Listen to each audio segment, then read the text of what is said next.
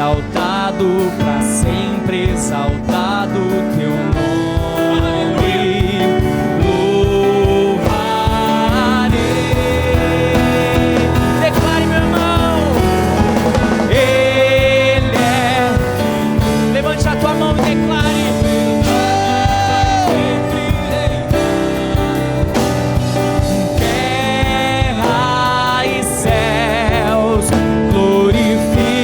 Teu santo nome, Ele exaltado, exaltado, Ele exaltado, exaltado, Ele exaltado, exaltado no céu.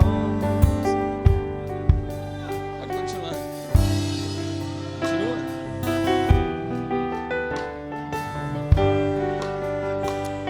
Shirianarabalaba, Shurianarabas.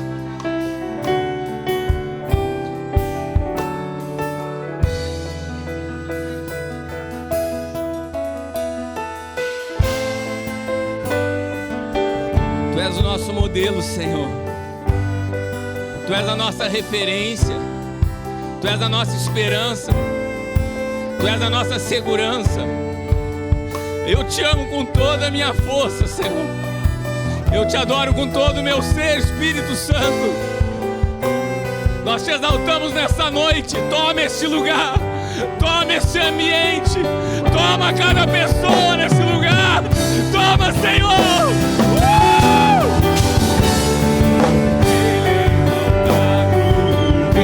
Exaltado nos céus, eu louvarei.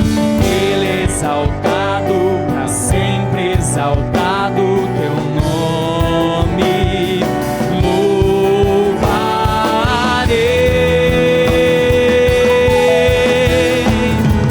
Ele é o Senhor, tua verdade vai sempre reinar. Terra e céus glorificam teu santo nome. Ele exaltado, para sempre exaltado no céu. Só a igreja declara isso. Ele é exaltado, o Rei.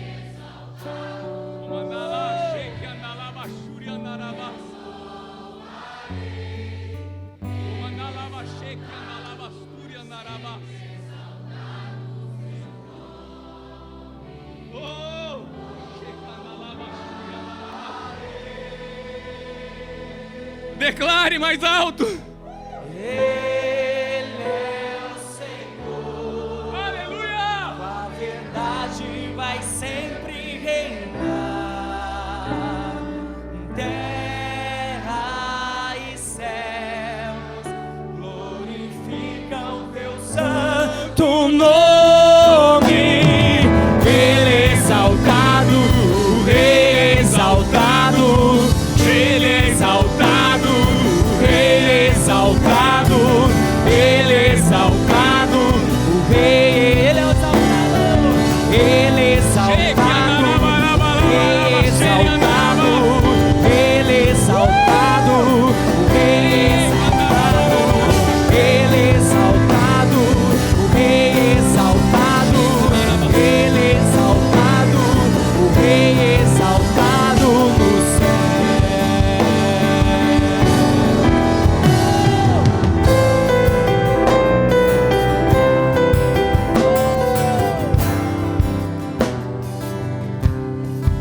Vai ser difícil pregar essa noite.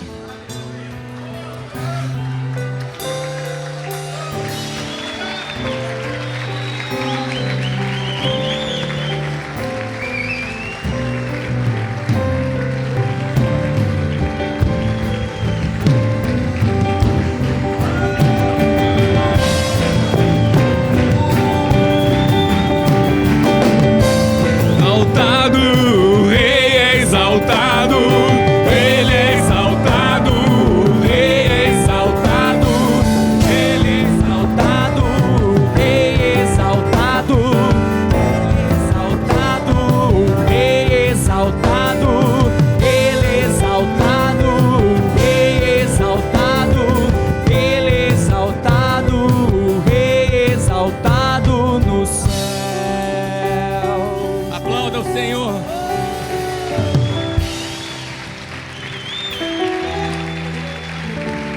Você pode sentar.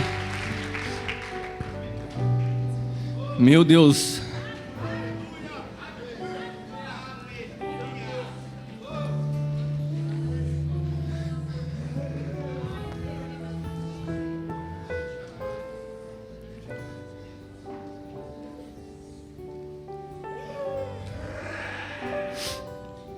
Nossa, essa foi forte, hein, Maurílio?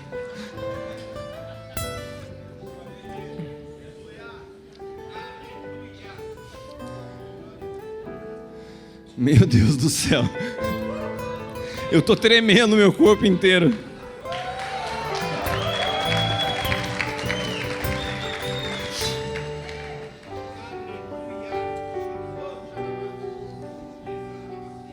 Lucas capítulo 1, versículo 35 descreve o diálogo. Você não precisa abrir, não é sobre isso que eu vou pregar. Descreve o diálogo de um anjo com Maria. E ele começa a falar para ela que ela iria dar à luz a um filho. E ela começa a questionar e fala assim: mas como isso? Eu sou virgem. E o anjo fala para ela assim: descerá sobre ti o poder do Espírito Santo. E ele vai te envolver de uma tal maneira. E aquilo que você vai receber, que vem do alto, vai ser aquilo que vai fazer você conceber e darás à luz a um filho. E daí no versículo 36, ele anuncia que Isabel já estava grávida. E no versículo 37 ele fala assim: porque para Deus não há impossível. Eu quero te dizer uma coisa: quando o poder de Deus envolve uma pessoa, não existe nada que seja impossível. Quando o poder de Deus vem num lugar, não tem nada que seja impossível. E eu quero te dizer uma coisa: o poder de Deus está sobre este lugar nessa noite de uma forma muito violenta. Então hoje é noite de você trazer nas tuas mãos aquilo que é impossível. Ponha nas tuas mãos agora. Ponha nas tuas mãos aquilo que é impossível. O que é maior do que você, o que não tem solução visível aos teus olhos, o que não tem... Porque eu quero te dizer uma coisa. Eu estava saindo de casa, eu já estava no carro, no caminho, o Senhor falou: volta e pega o chofar. Eu falei: Senhor, volta e pega o chofar. Eu já estava lá na portaria, estava atrasado do condomínio, o Senhor falou: volta e pega o chofar. Eu nem sei tocar o chofar direito. Fica meia hora espirrando para depois sair o som. Mas o Senhor falou assim: hoje é dia de você anunciar o início de um novo tempo. O mundo espiritual entende o som do chofar. Ele não pode ser tocado em qualquer hora, de qualquer maneira, e nem por qualquer pessoa. Mas ele anuncia algo no mundo espiritual. E nessa noite o Senhor falou assim: e se inaugura um novo ciclo. Hoje eu não sei se você sabe, mas se finaliza um ano no calendário judaico e começa um novo ano hoje. Exatamente hoje. O que eles chamam de Shemitah. Acaba hoje, começou hoje às 18 horas, vai até às 18 horas de amanhã. Mas eu não quero falar de calendário judaico, eu quero te dizer que profeticamente Deus me disse: hoje se inicia um novo tempo sobre este lugar. Deus já estava nos anunciando profeticamente uma temporada de curas, de milagres. Vocês se lembram disso? E isso começou, meus irmãos. E isso vai chegar sobre a tua vida. Isso vai te alcançar de uma forma poderosa. Sabe, quando a presença de Deus vem num lugar, é difícil você falar. É difícil você ter uma liturgia. Eu não estou mais preocupado se a Zelinda fala antes da oferta, ou se fala na oferta antes de mim. Porque eu também não estou mais preocupado se a minha palavra vai durar 1 hora, 1h30, 2 horas, 3 horas. A semana passada o que aconteceu aqui é para pegar neguinho que vai embora na hora que acaba o culto. Já tinha acabado. Sabe, eu falei para o apóstolo Hélio: não tem mais jeito. Hoje, enquanto não fechar a porta da igreja, não tiver mais ninguém no estacionamento, eu não vou embora, porque toda hora acontece algo novo. Você não pode perder nada. Fala para quem está do teu lado: não dá mais tempo de perder as coisas. Deus tem aberto janelas proféticas nesse lugar, e às vezes você perde por questão de minutos. O que tem de mais importante para se fazer 10 horas, 11 horas da noite do que estar aqui se o culto se alongar? Meus irmãos, nós estamos diante de um tempo que é só o começo. Sabe, não dá mais para a gente se contentar com um culto de 1h30, de culto de 2 horas.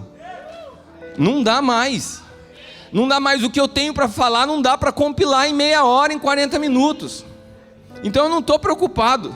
Se eu tiver que falar sozinho aqui, for todo mundo embora, eu vou continuar falando. Eu me lembro quando a gente ia fazer aquelas nossas provas lá de triatlon, e quando eu estava na linha de largada, eu ficava encostado na faixa que ia dar a largada. Porque a primeira vez que eu fui fazer isso, eu saí no meio da muvuca e tomei tanto caldo que eu aprendi que eu tinha que sair ou em primeiro ou depois que saiu todo mundo. Como eu não queria perder, eu saía logo no começo. E quando eu estava ali, ia tocar aquela buzina que dá a largada, meu coração disparava de uma tal maneira, eu fico tão adrenalizado antes de uma prova, que meu coração disparava, eu ficava ali pilhado, não ouvia mais ninguém à minha volta, não via mais ninguém, eu só olhava para frente. E quando tocava aquela buzina que eu entrava na água, meu coração ia se acalmando, e a adrenalina ia baixando, e eu conseguia fazer a prova com concentração e tudo. E hoje, eu estava de olhos fechados ali, e eu estava pensando que eu estava ia dar largada em algo. Eu abaixei a cabeça enquanto a Zelinda falava, eu acho que quando ela parasse, eu ia subir correndo para o altar, parecia que eu tinha ouvido a buzina. Só que interessante que diferente da prova, o meu coração ainda está acelerado, não consegue baixar. Eu estou falando um montão de coisa para ver se ele baixa, mas não baixa. Eu tenho convicção que essa noite é uma noite diferente. Eu tenho convicção que Deus quer algo diferente nessa noite. Eu não tenho conseguido falar de outra coisa nos últimos dias.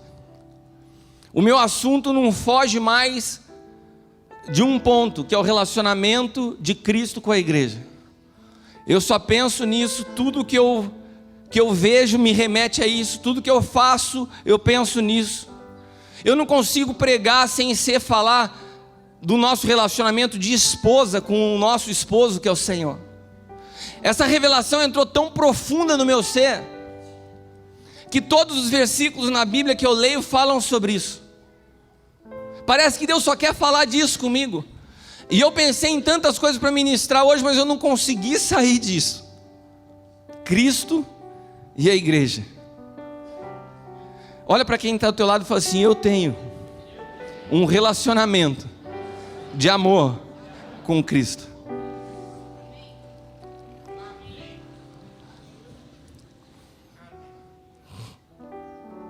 É um relacionamento. Ontem eu estava vendo um filme, a gente ia à noite para a inauguração da igreja do pastor Djalma Toledo. E antes de sair, eu cheguei em casa, a Leila falou assim: fica aqui um pouco comigo. Eu falei: então vamos ver um filme junto? Vamos. Daí quando eu vou escolher o filme com a Leila, eu tenho que escolher sob medida, né? Então você entra lá no Netflix, pega assim, filmes para chorar, filmes românticos. Daí você vai fazendo assim, esse é o estilinho, né? Daí eu separei, ela tinha ido lá se arrumada, eu falei: já está com um aqui no gatilho para a gente ver. Tarde friozinho, né? Cobertorzinho, deitamos ali e começamos a ver o filme. Meus irmãos, eu vou falar para você, quando eu vejo o filme, eu entro no filme que eu vivo, eu não gosto que ninguém me atrapalhe, porque eu vivo o filme intensamente. E o filme era uma história de uma menininha que nasceu com leucemia. Daí a mãe não sabia mais o que fazer para a cura da filha. O médico falou assim: olha, ela precisa de um transplante urgente, mas ninguém na família é compatível. Eu quero te dar uma sugestão. Você ter mais um filho de proveta, a gente faz um trabalho genético para que essa criança possa nascer com todas as características necessárias para suprir a necessidade dessa sua filha com leucemia. E ela faz isso, ela engravida e dá à luz a uma criança que nasce com um único propósito: produzir órgãos para outra filha que estava doente. E você começa a assistir o filme e você começa a falar assim: caramba, a menina nasceu para fornecer órgãos para outra. E num determinado momento do filme, essa menininha pede a sua, esqueci o nome, Leila, emancipação médica. Ela entra com uma ação na justiça e fala: não quero mais que peguem meus órgãos. E daí a mãe vai se defender no tribunal da ação da filha de 12 anos que não queria mais doar órgãos.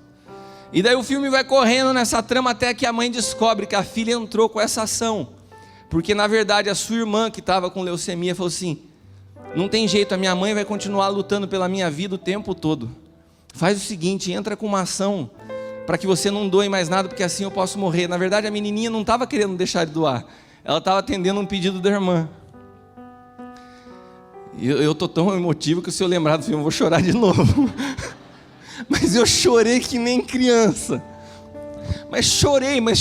E eu chorava quietinho assim, porque senão a Leila me cutuca e fala assim: você está chorando? E ela me sacaneia. E daí eu não queria que ela cortasse o barato do meu choro, daí eu fiquei chorando, eu soluçava assim quietinho. E daí de repente, toca o telefone da portaria e fala assim: olha, o Alan tá aí, o apóstolo Hélio. Eu falei: meu Deus, eu vou para São Paulo. Eu tinha que tomar banho, trocar de roupa, e eu estava no final do filme. Eu sei que eu saí correndo, me arrumei em 5 minutos que eu entrei no carro. Até a metade da Ayrton Senna eu fui mudo. Eles viravam para mim e falaram: tá tudo bem aí, Kiko? Eu ainda estou emocionado por causa do filme. Aí, com o olho vermelho de tanto chorar. Sabe por quê? Porque aquela menininha e aquela história, para mim era um símbolo de Cristo. Ele nasceu já com um propósito. Ele já nasceu morto. Ele nasceu para fornecer o corpo dele para mim e para você. Só que tem uma coisa que nós não entendemos como igreja. Ele foi só um símbolo profético. Ele foi um exemplo. Ele conquistou o que ninguém na história havia conquistado. Ele produziu libertação, ele nos restaurou, mas ele deixou um caminho, o único caminho. E nós temos que entrar por esse caminho. E o que acontece é que durante muitos anos, a igreja não quis entrar por esse caminho. A igreja foi se misturando com religião. E na religião, você consegue criar vários outros caminhos para se aproximar de Deus. Diferente da cruz, diferente da morte, diferente da entrega da sua vida. Você pode fazer campanhas evangélicas. Você pode fazer promessas. Você pode fingir que é crente, só num linguajar meio religioso, frequentando a igreja domingo à noite. E você passa como um bom cristão. Você pode estar aqui dentro e ter diferença comigo. Essa semana eu descobri isso, uma pessoa que fala mal de mim pra caramba e está dentro da igreja. Daí quando eu descobri, eu falei para a pessoa que me falou assim: eu vou até esse cara e vou falar que você falou pode falar. A pessoa me falou pode falar. Eu falei assim: eu vou pegar o cara e falar assim: como você tem coragem de frequentar a igreja comigo quando desceu o pau em mim sem dó? E a gente conviver junto, você não dá nem oportunidade de me falar que você está chateado comigo para eu te pedir perdão e vive nessa cara de pau? Eu ia falar assim com todo amor cristão. Daí eu cheguei em casa, estava orando, o Espírito Santo falou assim para mim: não faz isso não, deixa ele continuar falando. Eu falei: senhor, mas não, deixa ele continuar falando. Provérbios 22 fala que aquele que semeia mal, colhe coisas terríveis. Não tira a semente da mão dele não, deixa ele continuar semeando, não arranca a semente dele não, ele está semeando, deixa ele semear. E eu quero te dizer uma coisa: eu não vou arrancar semente de ninguém. Eu não vou arrancar semente de ninguém. Mas eu entendi na minha vida o que é corpo de Cristo. Eu não tenho coragem de abrir minha boca para falar de você. Eu não tenho coragem, porque eu entendi um dia o que é o corpo de Cristo. E eu vou te falar uma coisa: se esse meu amigo que desce o porrete em mim precisar, eu dou minha vida por ele. De verdade que eu dou. De verdade que eu dou. Porque eu entendi que o caminho que Cristo deixou para mim é um caminho estreito. Se eu não entrar por ele, meu irmão, se eu não entender o que é morrer pelos outros, se eu não entender que a igreja é cada um de vocês, se eu achar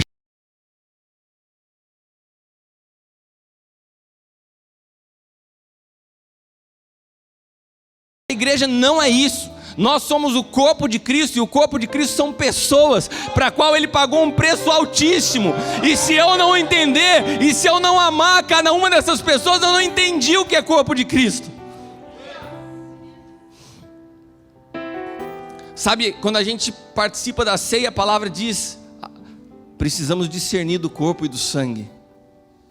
Ai daquele que come indignamente, sem discernir o que é o corpo e o sangue. Eu tenho tanta preocupação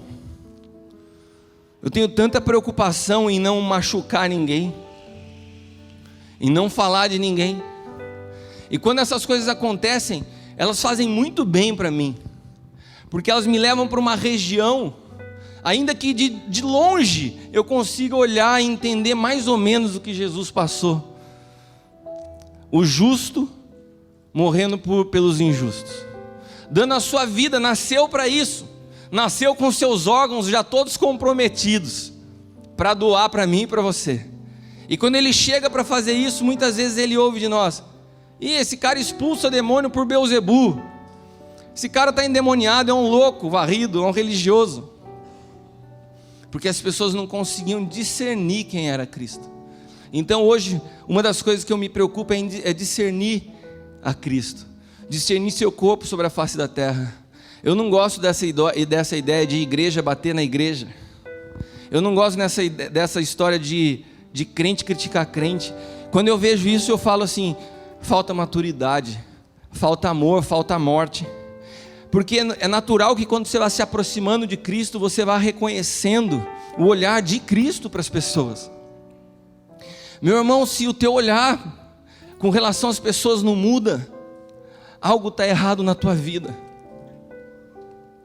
Se você não consegue amar as pessoas que te perseguem, tem algo errado na tua vida. Se você não consegue amar os teus críticos, tem algo errado na tua vida. Se você não consegue orar e entender que sempre no corpo de Cristo nós vamos trabalhar com pessoas vivendo diferentes estágios na vida.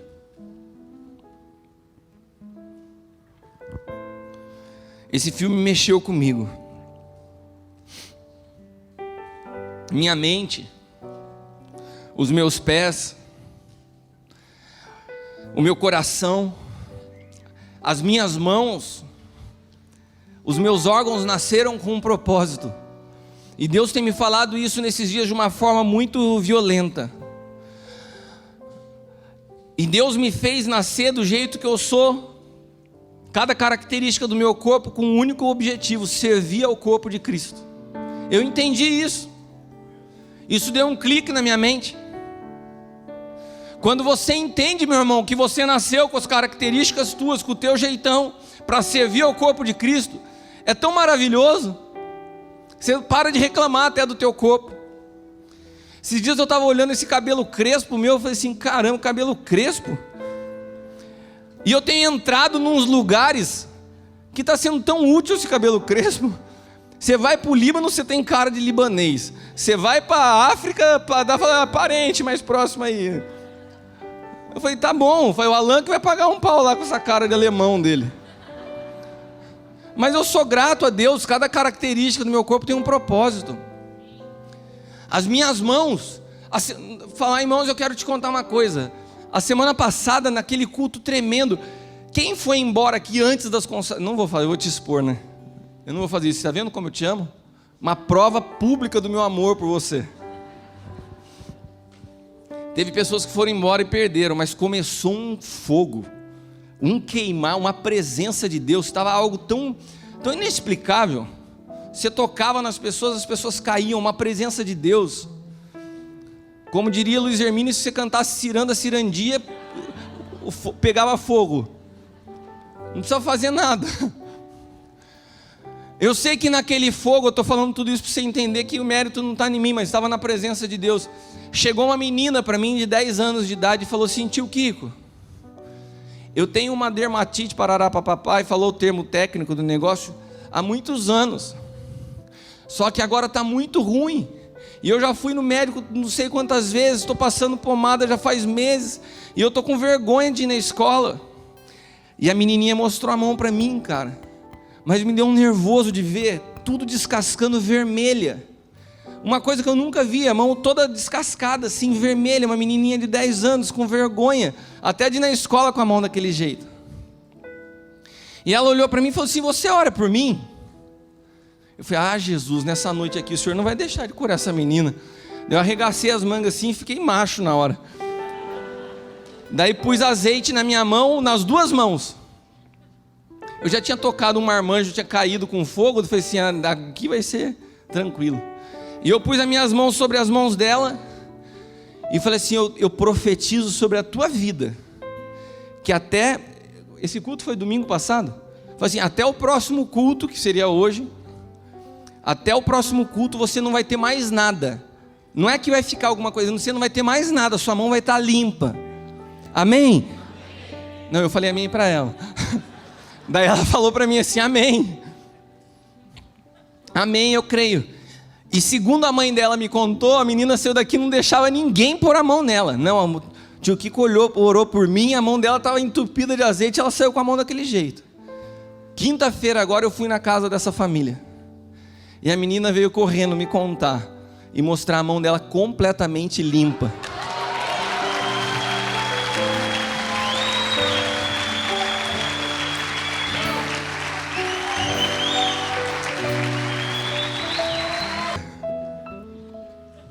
Mas mexeu comigo ver as mãos daquela menina curada daquele jeito.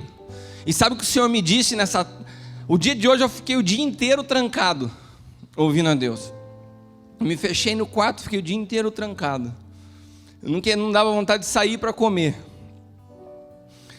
E o Espírito Santo falou assim para mim: as mãos são um símbolo profético de sinais, de maravilhas de cura. A palavra de Deus diz que imporão as mãos sobre os enfermos e eles serão curados. O Senhor me disse, essa experiência tua com essa menina foi profética. Eu estou curando as mãos dessa geração para que sinais e maravilhas venham de forma violenta sobre esse lugar. Eu estou curando as mãos dessa geração para que se torne normal no meio de vocês curas e milagres. Nós veremos isso acontecer até entre as crianças, uma orando pelas outras. Você não acredita nisso, como diria o apóstolo Hélio, senão você ficava de pé, saltava e dava glória a Deus. Não vai ter mais espaço para enfermidade em nosso meio. Aleluia, aleluia, aleluia. Ele é exaltado, o Rei é exaltado no céu. Aleluia. Isso vai ser normal no nosso meio. Por falar nisso, tem alguém doente aqui essa noite? Sai do seu lugar, vem aqui à frente. Traz azeite para mim, por favor.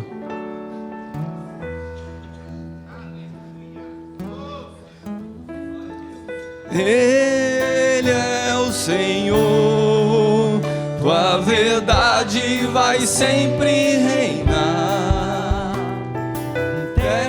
Terra e céus glorificam teu santo nome. Ele é exaltado, o Rei é exaltado no céu. Não pode ter mais doente no nosso meio. A gente vai ver as pessoas serem curadas. Amém? Ele é exaltado, o Rei. Feche os teus olhos. Comece a adorar Ele. Há uma presença santa nesse lugar. Há uma presença gloriosa nesse lugar. Aleluia! Exaltado teu nome, louvarei.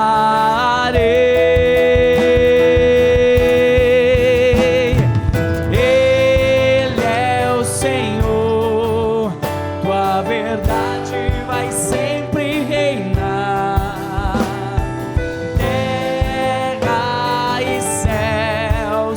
Glorificam teu santo nome. Ele é exaltado, o Rei exaltado no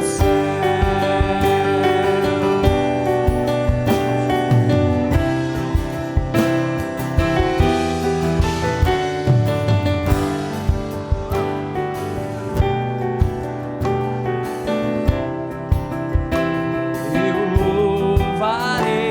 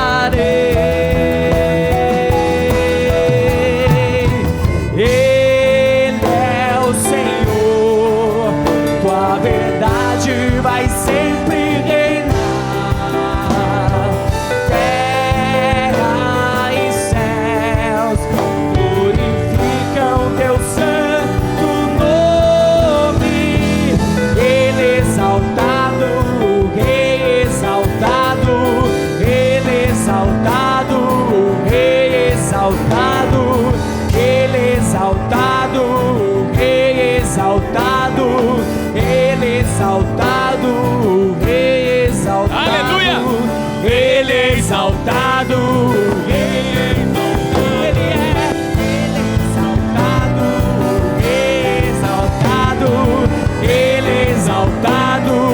Rei exaltado nos céus.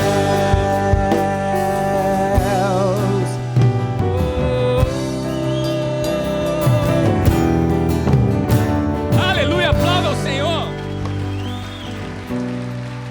Pode se sentar.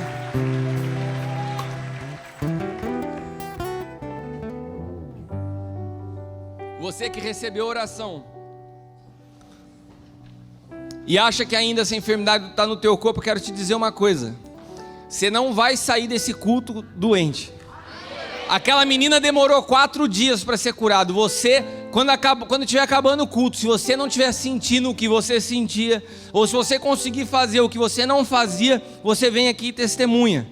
Ao longo da palavra você vai ser curado, se você já não foi. Quantos creem, digam amém. Amém. Aplauda o Senhor.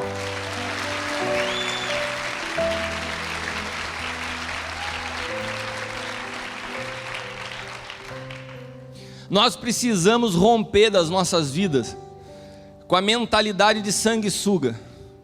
Fala para quem está ao teu lado assim: mente de sanguessuga. Provérbios capítulo 30, versículo 15.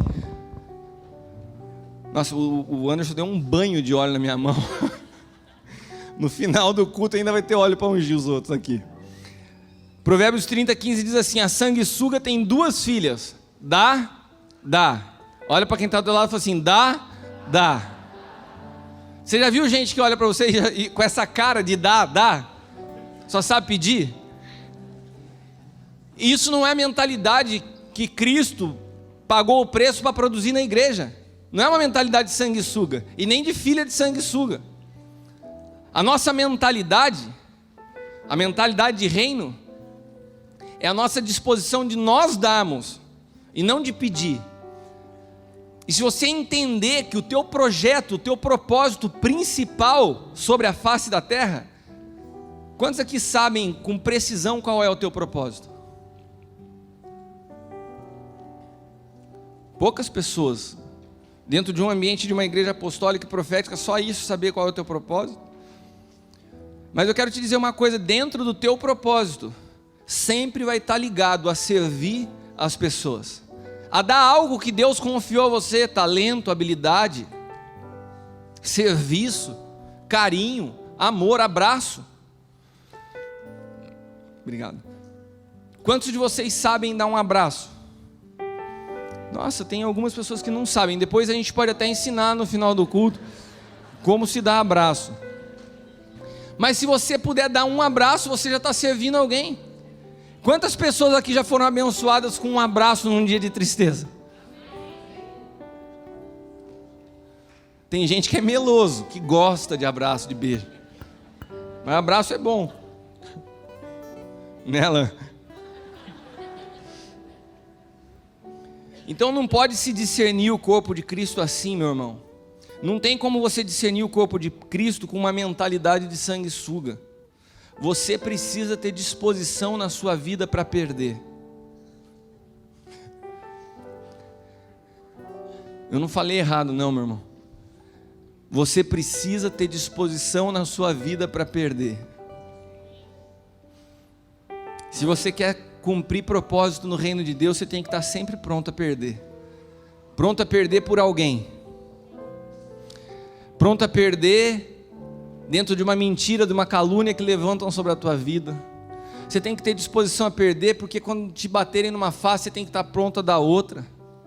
Quando arrancarem a tua capa, você tem que estar pronto a dar a túnica. Quando te forçarem a caminhar 1 milha, você tem que estar pronto a caminhar a segunda. Você tem que estar sempre pronto a perder. E a palavra de Deus nos ensina isso de uma forma bastante enfática. Marcos 8,35 diz assim: qualquer que quiser salvar a sua vida, vai perder a sua vida. Mas aquele que perder a sua vida por amor do evangelho de mim, esse a salvará. A disposição de perder no reino é uma característica daqueles que tiveram encontro com Cristo. Pessoas que discutem, pessoas que debatem, pessoas que justificam demais a sua posição, pessoas que defendem muito a sua posição, pessoas que facilmente se sentem fragilizadas, pessoas que muitas vezes depositam suas carências na culpa de outras pessoas. São pessoas que não entenderam que o princípio do reino de Deus não é que todo mundo e toda a igreja tem que te servir, mas o primeiro tem que servir aquele que está disposto a morrer, e é você. Sabe, se você vem na igreja achando que a cura das suas carências e fragilidades estão na minha vida com o apóstolo, na vida do apóstolo Hélio ou do ministério, você pode se frustrar, meu irmão, porque é humanamente impossível nós suprimos as carências de todas as pessoas da igreja. Mas quando você encontra a tua identidade em Cristo, você entende que o teu papel na igreja é você se colocar a servir a outros. E sabe o que acontece nessa caminhada? Quando você pensa que você não tem nada, quando você olha para você e fala assim: caramba, estão me chamando para servir, estão me chamando para pregar, estão me chamando para aconselhar, mas eu preciso de consolo, eu preciso de carinho, eu preciso ser amado. Meu irmão, eu quero te explicar uma coisa: no reino de Deus, à medida que você vai dando, você vai sendo curado, à medida que você vai entregando, você vai recebendo, à medida que você entrega, Deus te encontra. Para de ficar chorando, para de ficar reclamando da tua vida, muda a tua perspectiva como igreja. Sabe, tem pessoas que entram no casamento dessa forma, achando que vão suprir todas as carências no cônjuge. Casamento também não é isso, meu irmão. Tem pessoas que depois que casam, elas pioram. Elas pioram no serviço na igreja, elas pioram no relacionamento um com o outro, porque começam a se frustrar. Nós não somos donos dos nossos cônjuges. Nós somos chamados por Deus a servir no corpo de Cristo através do casamento. Sabe por quê? Porque o casamento e o relacionamento do homem com a mulher, do marido com a esposa, é uma chave do que é o relacionamento de Cristo com a igreja. Toda a analogia de Cristo e a igreja, e agora eu volto para a palavra que eu estava ministrando, está sempre ligado ao relacionamento do homem e da mulher, do marido e da esposa. E daí você pode pensar nessa noite: mas eu não sou casado. Mas você vai conseguir entender, porque a Bíblia, ela explica dessa forma, e é muito fácil você entender isso, porque se você não é casado, você tem pai e mãe, e você sabe o que é um ambiente familiar, e esse ambiente familiar é um modelo divino, é um modelo profético, é um modelo que Deus escolheu para mostrar como Ele quer se relacionar comigo e com você. Por que Satanás tem tanta fúria com a família? Porque quando ele destrói esse modelo, as pessoas ficam sem referencial sobre a face da terra. Vão encontrar modelo aonde? Meu irmão, tem muita gente construindo igreja através de modelos pessoais. Tem muita gente ministrando e pregando só através de uma boa oratória, mas já estão vazias do Espírito há muito tempo, porque constroem um modelo pessoal. A igreja não foi concebida para ser construída num modelo pessoal. O modelo, o autor, o consumador da nossa fé se chama Jesus Cristo. Ele é o Senhor da igreja. Ele é o nosso modelo, Ele é a nossa referência, Ele é o nosso guia. Ele é o caminho, Ele é a verdade, Ele é a vida. E Ele nos deixou um modelo muito claro para exemplificar esse relacionamento. É a maneira mais linda, mais especial que Ele poderia deixar. Efésios 3:10 diz assim: para que agora pela igreja a multiforme sabedoria de Deus seja conhecida dos principados, potestades nos céus. Caramba, esse relacionamento de Cristo com a igreja é algo tão forte Que aí, através desse relacionamento, existem principados e potestades que começam a conhecer um pouco da grandeza de Deus, vendo a maneira que Ele se relaciona com a igreja. Olha para quem está ao teu lado e fala assim: você é especial demais.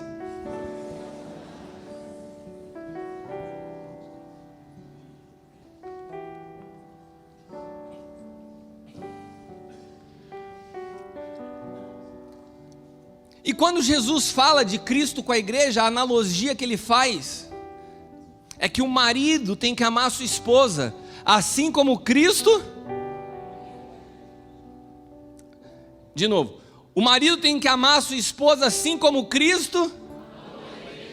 Então existe um padrão, existe um modelo, existe um referencial. Qual é o referencial que Deus dá ao homem de amor?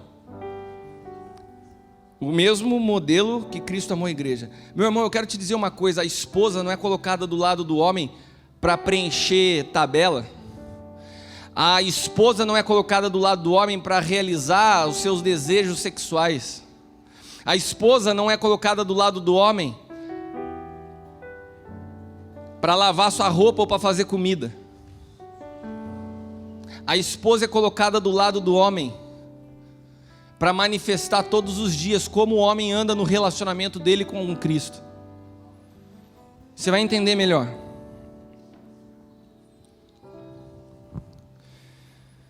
O homem manifesta sua sabedoria, sua glória através da mulher, e eu já expliquei isso muitas vezes em retiro de homens. 1 Coríntios 11:7 diz assim: o homem não deve cobrir a cabeça, porque é a imagem e glória de Deus. O homem é a imagem e glória de Deus, mas a mulher é a glória do homem. E a glória é a plena manifestação de algo. Ou seja, a mulher é a plena manifestação daquilo que é o homem. Assim como o homem também manifesta o que é Cristo para os principados e potestades e para toda a terra. Por que a terra, a criação, anseia pela manifestação dos filhos de Deus? Porque os filhos de Deus carregam dentro de si a glória do Pai. Quando os filhos de Deus se manifestam, eles manifestam ao Pai. Então a criação anseia pela manifestação do Pai através dos filhos. Ai, meu irmão, é muita coisa. É algo tremendo. Sabe como a criação conhece o Pai? Através da minha vida e da tua vida. E sabe como você conhece um homem de Deus? Através da sua esposa.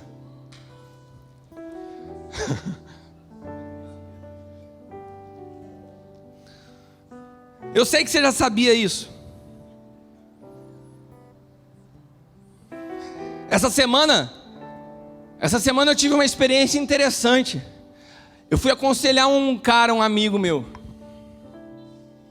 E esse cara, durante muito tempo ficou... Esse óleo aqui tá demais, cara. Tá percorrendo a barba de Arão e penetrando todas as regiões do corpo de Arão. Mas esse cara ficou muito tempo na religião e ele teve uma experiência muito triste no seu casamento. Uma situação de separação, eu não quero entrar no mérito dos detalhes, mas eles se restauraram. Esse homem com a sua esposa. E esse homem foi até meu escritório essa semana e foi conversar comigo. E ele falou assim: Kiko, eu conheço a Deus desde que eu nasci. Minha mãe foi numa loja e comprou um berço que chamava berço evangélico. E eu nasci no berço evangélico. E eu nunca ao longo da minha vida tinha ouvido Deus falar comigo. Nunca. Eu nunca entendi o que era revelação. Obrigado. Valeu. E eu nunca entendi o que era revelação. E eu estava sofrendo muito nessa restauração do meu casamento. Porque toda hora voltava na minha mente o que a minha mulher tinha feito. E as atitudes dela estavam me machucando muito. E eu já não sabia mais como lidar com aquilo. Até que pela primeira vez na minha vida eu ouvi Deus falar comigo.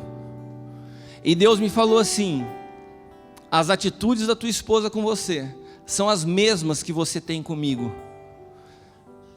E quando ele falou que ouviu isso, ele percebeu que as coisas que ele se incomodava com a esposa eram características que ele tinha no comportamento dele com Deus. E quando ele falou aquilo, e a minha cabeça, como eu falei para vocês, só gira nos últimos meses em relação a Cristo e igreja. Só isso, eu só penso nisso. Então quando ele falou isso, eu falei assim, por favor, você espera um pouquinho nesse aconselhamento. Ele falou, porque eu quero só anotar o que você está falando, porque Deus me deu mais uma chave. E daí eu parei e comecei a anotar. E daí eu lembrei de uma palavra que eu ministrei muitos anos atrás. O primeiro lugar que eu preguei essa palavra foi num congresso na igreja do Arnaldo, lá em Ribeirão Preto, há muitos anos atrás. E eu achei essa palavra. E esses dias eu estava conversando, quando eu estava levando o Luiz Hermínio embora, e eu falei com ele sobre isso. E aquilo desatou tanta coisa, que eu não parava de falar, eu anotava. E foi um chu de revelação. E eu comecei a tomar nota daquilo tudo lá, e parecia que a minha cabeça começava a queimar. Porque quando Deus fez todas as coisas em Gênesis, diz a palavra que Ele colocou o sol para governar o dia, e a lua para governar a noite. E eu me lembro que eu ministrei sobre isso alguns anos atrás. Alguém lembra disso? Do governo do sol e da lua, o que representava isso? Algum de vocês lembra disso? Algumas pessoas se lembram disso. Só que tem uma palavra em Gênesis 37, do 9, versículos 9 e 10, que diz assim: E teve José outro sonho, e contou a seus irmãos e disse: Eis que tive ainda outro sonho, o sol, preste atenção, o sol, a lua e as estrelas se inclinavam a mim. E contando a seu pai e seus irmãos, seu pai, Jacó, repreendeu a ele. O que o seu pai disse? Que sonho é esse? Porventura, eu, sol, tua mãe, lua, e as estrelas, teus irmãos, nos inclinaremos diante de ti em terra? Nesse texto, a gente percebe que existe uma analogia bíblica na figura do sol com o governo do homem, e a figura da lua com o governo da mulher. E as estrelas são uma simbologia dos filhos. E isso é tão perfeito que vai se encaixando em toda a Bíblia. Porque a palavra de Deus diz que, desde Gênesis, o governo foi confiado ao homem. O homem manifesta o governo do próprio Deus. Mas a mulher, ela reflete a glória do marido. O sol tem luz própria, mas a lua, ela reflete a glória do sol. E o sol foi colocado para governo durante o dia, mas virão dias de trevas, de escuridão, e nesses dias de treva, de escuridão, existe alguém preparado para dar suporte, que é a lua. Só que a lua não está apta a estabelecer governo durante o dia, porque a lua possui estações, a lua possui fases. A mulher também possui fases, que alteram o seu temperamento, que alteram o seu humor, e alteram até mesmo a sua influência no governo. Por isso ela foi feita para refletir o brilho do seu marido.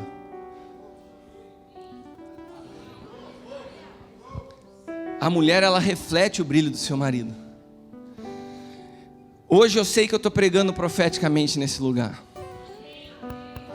Antes de eu subir, aconteceu algo muito interessante. Eu estava ali de cabeça baixa, a Leila me abraçou e começou a chorar. E a Leila falou assim: é tremendo perceber no Espírito que um ciclo se encerra na nossa vida, e ter acompanhado você todos os dias, sem ter visto nenhum desses dias de dificuldade você falhar na tua vida com Deus. Sabe que a maior vitória minha quando eu caminho pelo deserto é ver que o deserto não foi capaz de tirar o sorriso do rosto da Leila. Nesse momento eu sei que eu venci. Porque se as coisas estivessem bem para mim, mas a minha mulher estivesse abatida dentro de casa, eu estava falhando no meu governo. Mas ver a Leila rindo durante todo esse tempo e falar isso para mim, eu sei que nesses 10 anos eu faço parte de uma igreja que foi aprovada.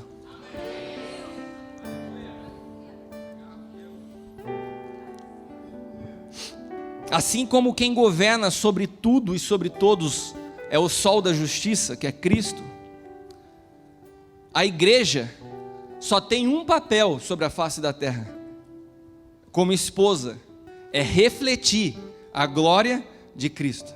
Não tem que inventar moda, meu irmão. Só tem um que brilha nesse lugar. Nós só refletimos a sua glória.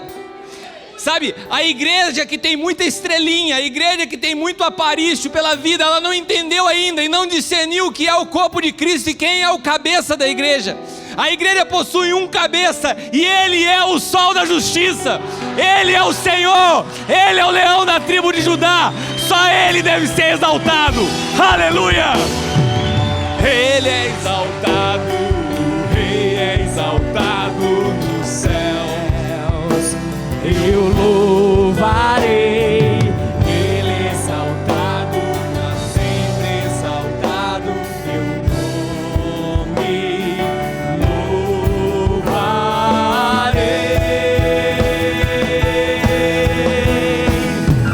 Ele é o Senhor, tua verdade vai sempre reinar.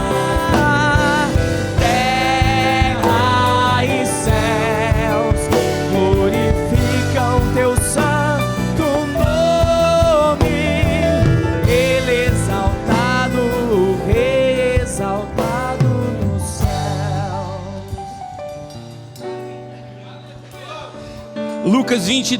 Lucas 23, do 44 ao 46 diz assim: já era quase a hora sexta e houve trevas em toda a terra até a hora nona, escurecendo-se o sol. Não sei se você já pegou aí. E rasgou-se ao meio o véu do templo, e clamando Jesus com grande voz, disse: Pai, nas tuas mãos entrego o meu espírito. E havendo dito isso, expirou. Por que houve trevas sobre a face da terra? Porque o governo de Cristo por algum momento foi arrancado. Cristo morreu e naquele momento que ele estava morto, ele ainda não tinha delegado o seu governo à igreja. E por ele ter morrido e não ter delegado o governo à igreja, houve trevas sobre a face da terra. Quando ele ressuscita, ele delega de novo o governo à igreja. Sabe por que o sol nasce todos os dias? Porque a igreja está sobre a face da terra. Aleluia. Você já viu um texto que fala assim: igualmente vós maridos, coabitai com elas em entendimento, dando honra à mulher como vaso mais fraco, como sendo vós os seus cordeiros da graça, para que não sejam impedidas as vossas orações. Vocês conhecem esse versículo? Tem gente que acha que é assim, ó: eu não posso brigar com a minha mulher, que senão Deus não ouve a minha oração.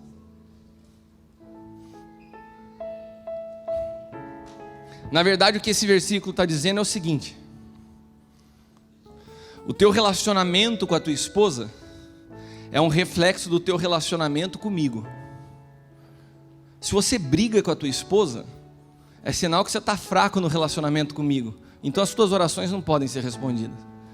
Não é que seja uma coisa assim mecânica: você brigou, Deus não vai te ouvir. Não é isso.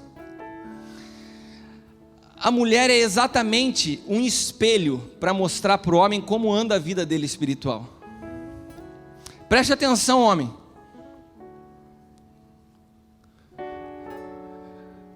Tem homens que falam assim: a minha casa está uma confusão, a minha mulher não faz isso, minha mulher não faz aquilo.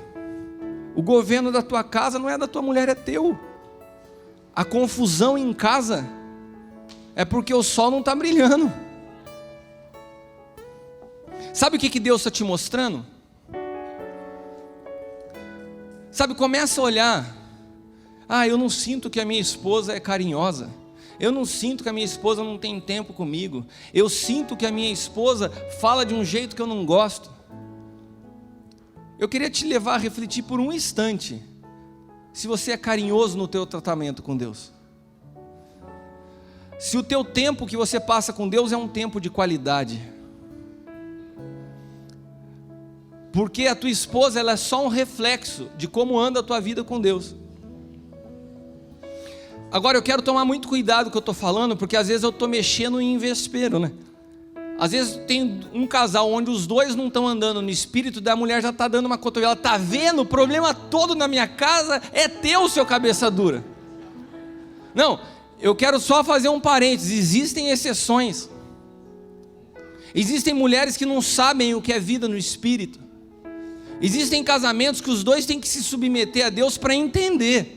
Agora o que eu estou te falando é que existe um modelo. A gente não está falando de modelo nessa noite de Cristo, igreja. Existe um modelo. Se os dois caminham no espírito, se os dois têm maturidade. Meu irmão, eu quero te dizer uma coisa. Eu estou estudando essa palavra faz já bastante tempo. É impressionante como isso é uma verdade. É impressionante. É impressionante como eu percebo, quando eu estou voando na presença de Deus, o jeito que a Leila é comigo. E quando eu dou uma raspadinha para fora, como reflete aqui dentro de casa. É só um reflexo. É só um reflexo. O casamento é a maior simbologia de Cristo com a igreja. Agora eu quero te dizer uma coisa, homem. Você que está aqui, você que está me ouvindo. É impossível você produzir e manifestar o propósito de Deus dentro da tua família se você não conseguir discernir o que é o corpo de Cristo. Sabe por quê? Porque Ele é o cabeça. Ele é o cabeça da igreja. E nós somos o seu corpo, amém? Se você não entende isso, você não entende que dentro de casa, o que é você ser cabeça? Daí você não entende que dentro de casa, a sua esposa, seus filhos, são como se fosse esse seu corpo. Se você consegue discernir o corpo de Cristo no ambiente igreja, e você consegue transportar isso para a realidade da tua vida dentro de casa, você entende a responsabilidade que está nas tuas mãos, meu irmão.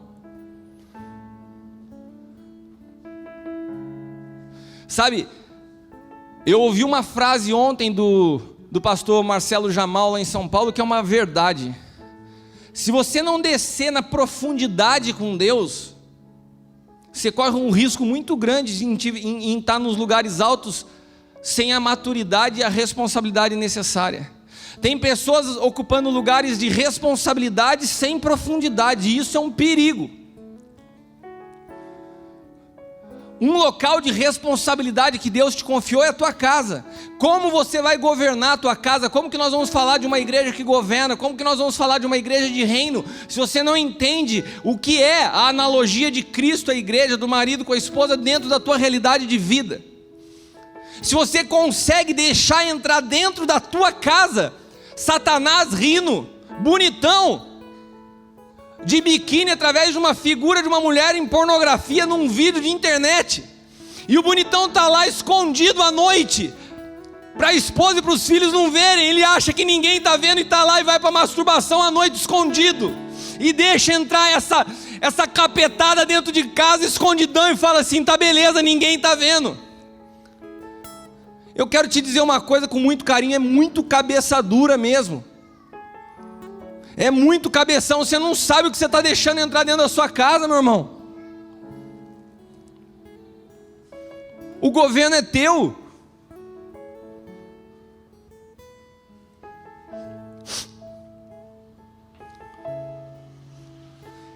Fica atento. Você quer um termômetro de como está a tua vida com Deus? Pergunta para tua esposa. Agora eu coloquei vocês numa fria. Vai ter homem me esperando lá fora hoje, depois do culto.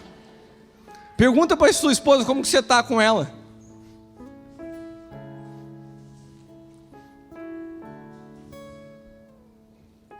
E outra coisa, amar sua esposa não é ser banana. Você tem que ter o governo na tua mão, meu irmão. Tem cara que também vira um banana. Não, tem que ter o governo, tem que ter autoridade, tem que saber dizer não, tudo isso com amor. Mas para fazer tudo isso você tem que ouvir a Deus. Você tem que ter vida com Deus. Você tem que ter um lugar secreto teu, onde você ouve, onde você busca, onde você traz direção. Você sabe que entristece o meu coração quando a gente chama para consagrar ministro aqui na frente, tem 20 mulheres e um homem. Cadê os homens de governo dessa casa? Cadê o teu ministério? Cadê o teu chamado? Tudo que é adiado na tua vida, eu estou falando agora para os homens. Uma geração que adia algo está roubando da próxima geração. Se você está adiando o teu chamado ministerial, você está roubando os teus filhos. Para de adiar o chamado de Deus na tua vida. Está na hora de crescer, meu irmão. Está na hora de amadurecer. Está na hora de mudar suas prioridades. Tem homem nessa casa que tem chamado de Deus para a vida de ministério e está dormindo.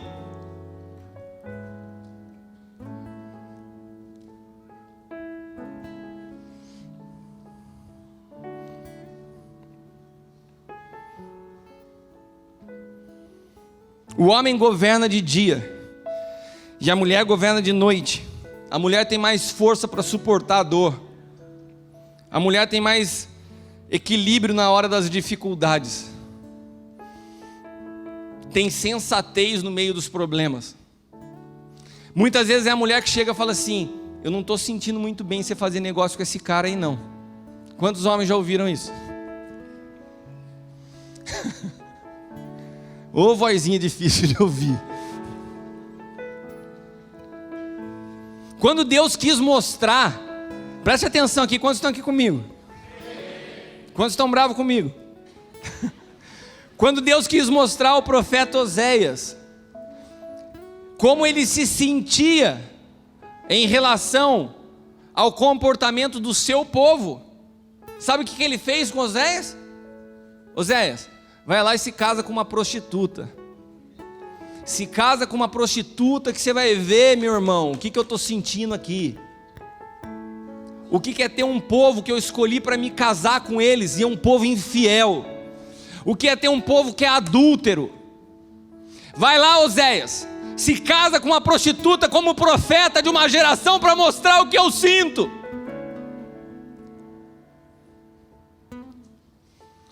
Sabe por que o adultério é um pecado que traz marcas tão terríveis? Porque ele toca nessa analogia profética do que é Cristo com a igreja.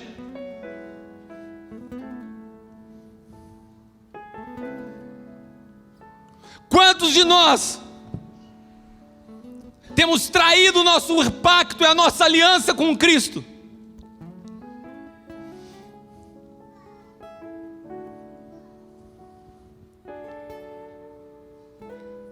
Deus nessa noite está querendo nos levar. Deus está querendo nessa noite nos preparar para 12 anos de governo. E para Deus manifestar governo nas nossas vidas, esse governo tem que começar dentro de casa. A gente tem que alinhar a nossa vida. Eu conheço homens nessa casa que eu discipulei pessoalmente e não conseguem deixar de beber sua cervejinha. Que exemplo que você quer deixar para os teus filhos, meu irmão? Sabe, tem coisas que a gente tem que ser mais radical na vida. Tem coisas que você tem que romper e chutar o balde de uma vez por todas, não dá espaço nenhum. Não vacila. Você pode estar brincando de ser crente, mas o diabo não brinca de ser diabo.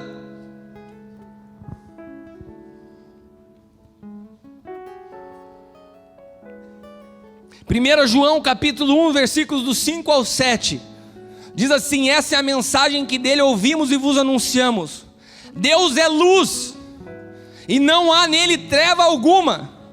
Se dissermos que temos comunhão com ele, e andarmos em trevas, nós mentimos, e não praticamos a verdade. Mas se andarmos na luz como ele na luz está, temos comunhão uns com os outros, e o sangue de Jesus, seu Filho, nos purifica de todo pecado. Meu irmão, esse texto aqui dá um apanhado no que é corpo de Cristo. Sabe, quem vive o corpo de Cristo tem que andar na luz. Ouve bem o que eu estou te dizendo nessa noite, você tem que andar na luz. Vai continuar com coisa escondida até quando? E você tem que ter comunhão com os irmãos. Gente, a gente faz parte do mesmo corpo. Olha para quem está do lado e fala assim: amigo, amigo, amigo. Fogo cruzado dentro de casa. Misericórdia. Eita. Dá um eita mais forte aí.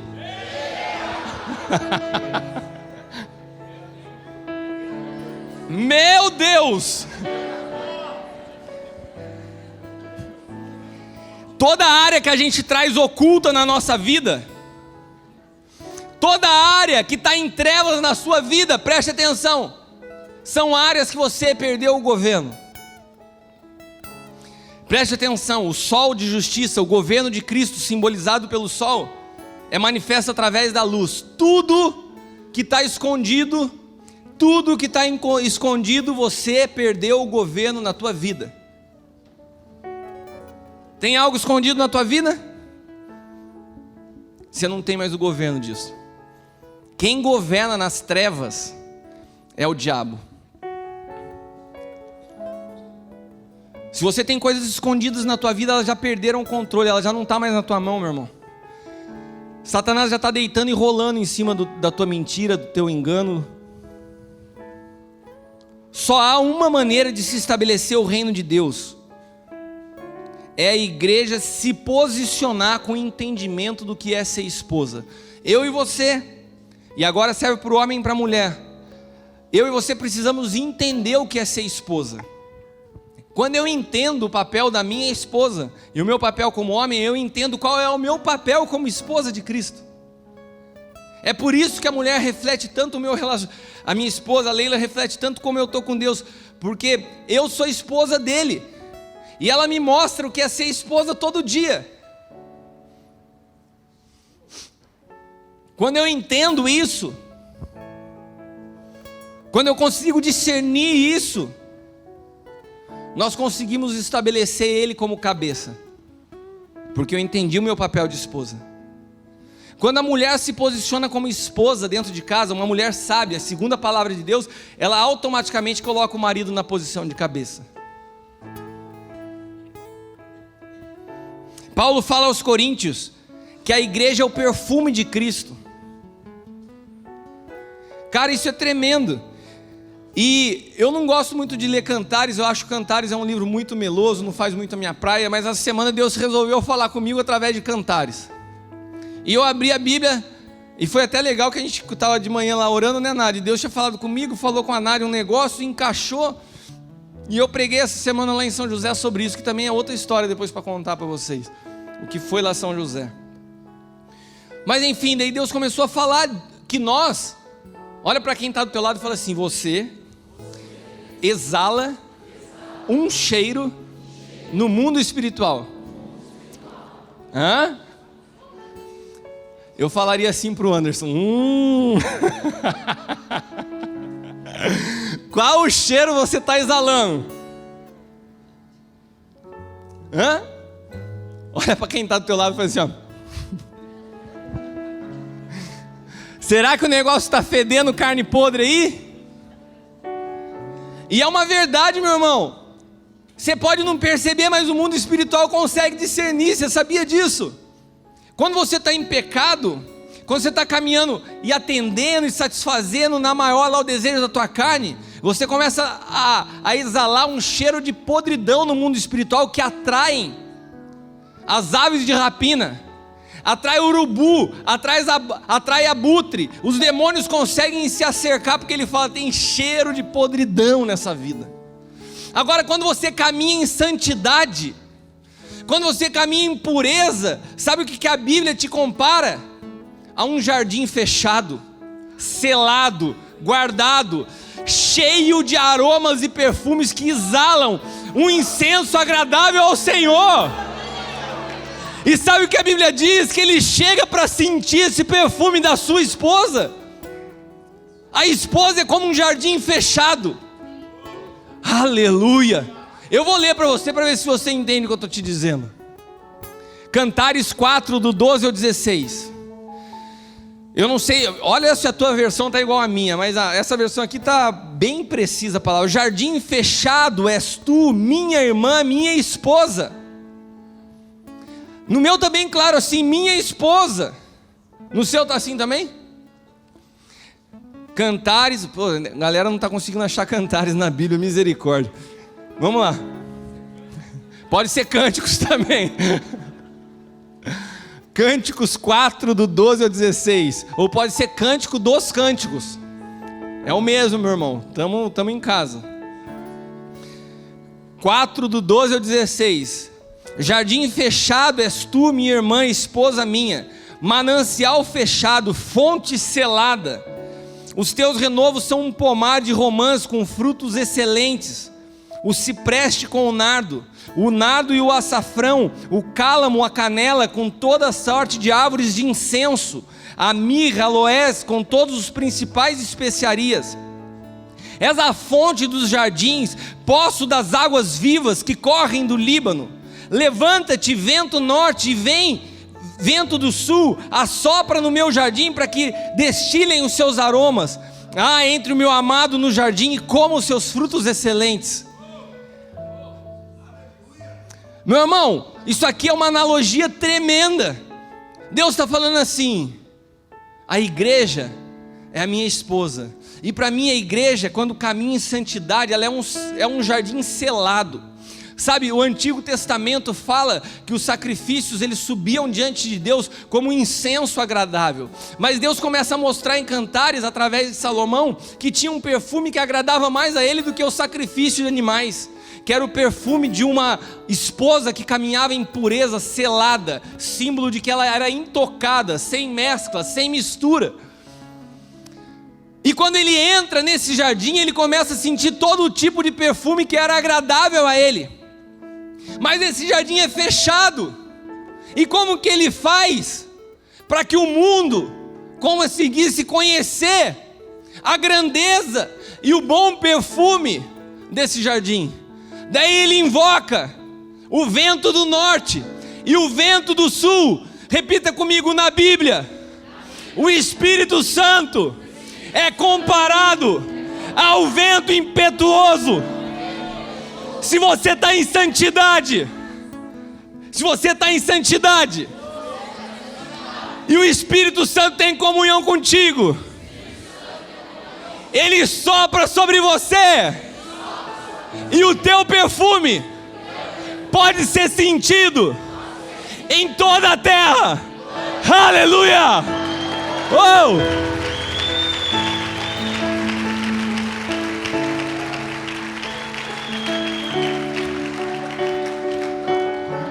Meu irmão, sabe o que é isso? Quando a igreja entende o papel dela de esposa. Uma esposa em santidade, ela exala um perfume no mundo espiritual. E o Espírito Santo vem e fala assim: caramba, tá demais esse perfume. Eu sei que eles não conseguem às vezes entrar em determinados locais, mas eu vou fazer algo agora. Ele faz assim, ó. E os lugares que podem ser os locais mais fechados da face da terra, esse perfume vai e passa por baixo das portas, nos vãos das janelas, e começa a tocar as pessoas, e começa a tocar gente de outras cidades, e pessoas de outras nações, e de repente o mundo está falando: o que está acontecendo lá em Taubaté? Que está passando um perfume diferente. Aleluia! Aleluia! Aleluia! Oh! Oh! Ele é exaltado, o Rei é exaltado nos céus. Aleluia! Aleluia! Meu irmão, nessa noite você precisa discernir o que é o corpo de Cristo. Quando nós juntos caminhamos em santidade, quando nós juntos escolhemos o caminho da pureza, nós começamos a exalar um perfume no mundo espiritual. Nós começamos a exalar um perfume no mundo espiritual que atrai a presença de Deus. Sabe por que Deus não vai muitas vezes em qualquer lugar? Porque a glória dele não se manifesta em qualquer lugar, porque tem perfume misturado com carne. Agora, uma igreja que consegue manifestar um perfume puro, uma igreja que consegue caminhar como uma esposa pura, como uma fonte selada, guardada, e assim deve ser tua vida, meu irmão. Assim deve ser minha vida, sem contaminação, sem mácula. Diz a palavra que esse perfume sobe diante dele, e agrada tanto a ele, que ele mesmo invoca o Espírito e fala: Espírito, dá uma sopradinha lá. Dá uma sopradinha lá, para que esse perfume possa se espalhar sobre essa cidade, que Taubaté possa conhecer o perfume que está fluindo, que está rolando lá no sonho de Deus. Tem um povo que está adorando em santidade. E eu posso estabelecer governo. E eu posso ser cabeça, porque eles entenderam o que é ser esposa. E eu posso ser cabeça, porque eles vivem na luz. Eu posso governar através deles, porque eles se submetem como uma esposa, não para produzirem uma vontade, mas para produzirem o meu sonho sobre a face da terra. Eles não têm pretensão de criar modelo de igreja, eles sabem que eles precisam ser a igreja que eu sonhei. Aleluia! Eles não querem ser sol, porque eles sabem que são lua. Eles sabem que a luz deles é a minha luz.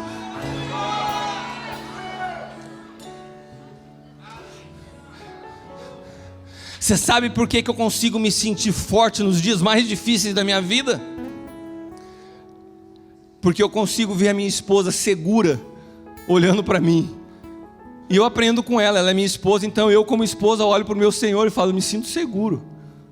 Eu estou nas mãos dEle. Eu estou nas mãos dEle. Às vezes eu conto para ela só por cima o tamanho dos nossos gigantes. E ela fala, nossa amor, é tudo isso? E ri. E eu falo, que tremendo Deus, o Senhor está me ensinando através da Leila.